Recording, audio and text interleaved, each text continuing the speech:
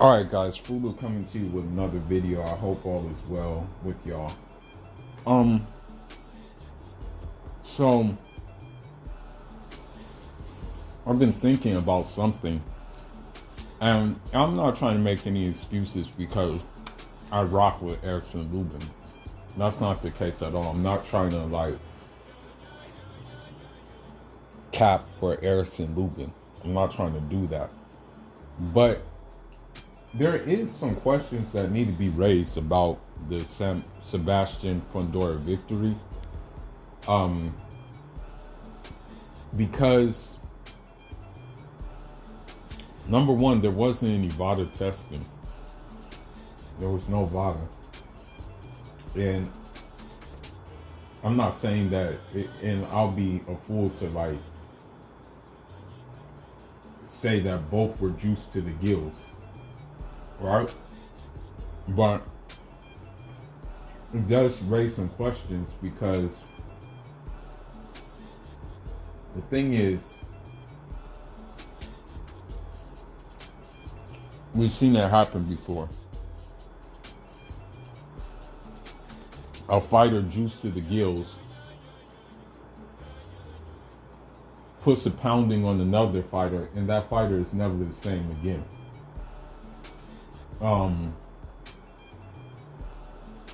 There was a guy by the name of Antoine Douglas,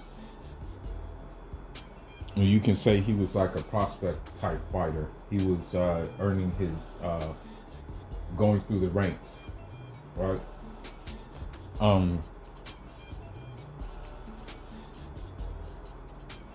What happened with him is he fought a Russian dude.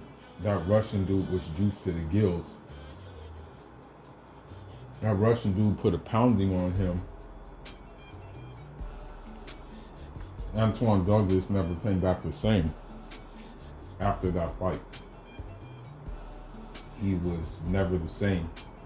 And then, in addition to that, he got stopped by that Spyko Suleiman guy from Ireland. Now,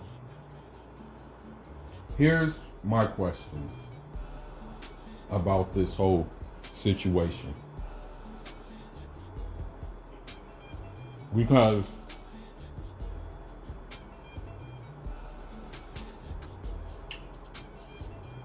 when you look at Sebastian Fundora, his game plan is a one-dimensional game plan that works. And that's just overwhelm you with pressure. That's his game plan. He can't box. You know, we all saw that. He cannot box. He does not use a jab. He does not use any of that stuff. You know, this is something that he doesn't use. The second thing about him is he's going to put his body against you. And despite him having a very nimble frame, I mean, his frame is very nimble, right? Very skinny. Very almost frail looking.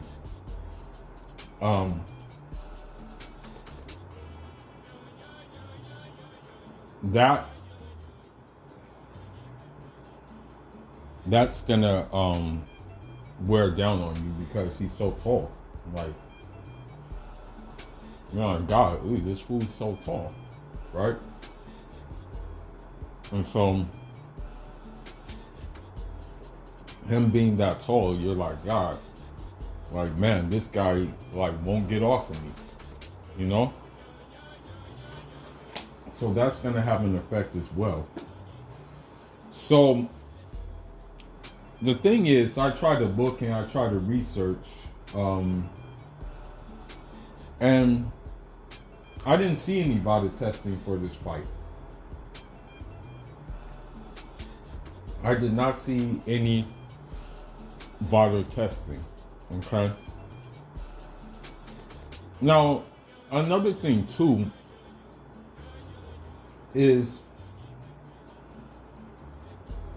And I rock with Lubin so hard. Everybody knows I rock with Lubin. I've done highlight reel of his fighting, his training routine, and stuff like that. I because I rock with him, right?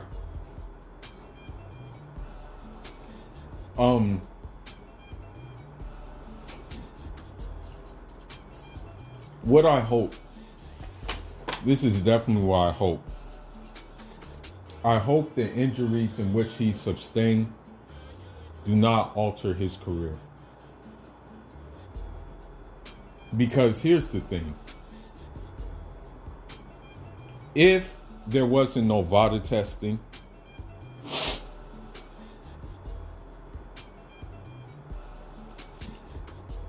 God knows, like, how badly that dude got it. You know what I mean?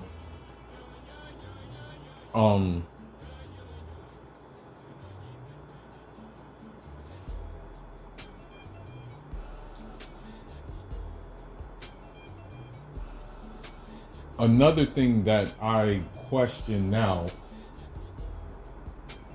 was Fundora's gloves loaded? And here's why I question why they were, if his gloves were loaded. Dudes that he fought in the past, their faces did not look like that. Okay? And dudes that he fought even to a draw, or dudes that he fought to a decision, their faces did not look like that. Okay? The last guy he fought, he didn't look too hot against. We saw that. Many people thought the other guy won. I think the guy, Sergio Garcia, the guy that Tony Harrison fought. Yeah, I think, yeah, that's his name, Sergio Garcia. Tony Harrison fought him. He didn't look that too hot, man. But now all of a sudden, like, in this fight, and mind you, over a 12-round fight, Sergio Garcia didn't suffer any kind of broken anything. Now all of a sudden, like, he has, like, he has a, now he's breaking faces and breaking eye sockets, and he's never done that in past fights. That's the thing. He's never done that in his past fights that I know of. So now we have to ask that question, okay, is this dude like, you know what I mean? And then the other question we have to ask ourselves now too is,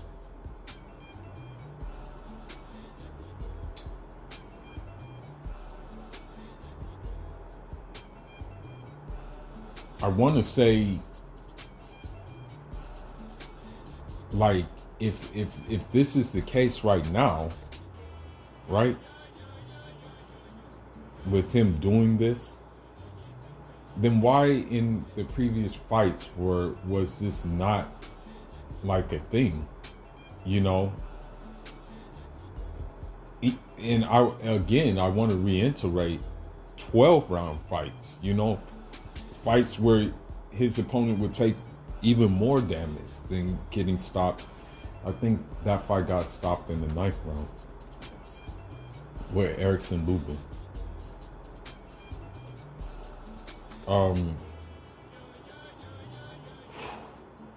Man, I really question that. I really question it because, yeah, man, I don't know. I really don't know. I'm not going to make any accusations, but I just question, you know, number one, no VADA, and number two, how all of a sudden are you breaking faces now? And you weren't breaking faces in your previous fights. Now, Regan Diao, he had a history of breaking faces. I think he broke like 2 guys' orbital bones. Like, he had a history of breaking people's faces. You know what I mean? All of a sudden now this guy is starting to break faces, right? It's the same thing with Canelo. Canelo really didn't have no history of breaking people's faces. Now all of a sudden, in Billy Joe Saunders, he's breaking um, orbital bones and stuff. I look at a person's track record. Do they have a history of doing this? Now all of a sudden they're doing this? Like, come on now, man. For real. It just makes you question these things. I'm telling you, man, it makes you question, okay, like what's really going on. But I don't think anything's gonna come out of it. I really don't think nobody's really gonna talk about this that much, for the simple fact that, like, I hate to say it, but the WBC got their guy who they want to push. That's what it really comes down to. Other than that, man, let me know what y'all think about this, okay? Who was signing out? Jad Alma.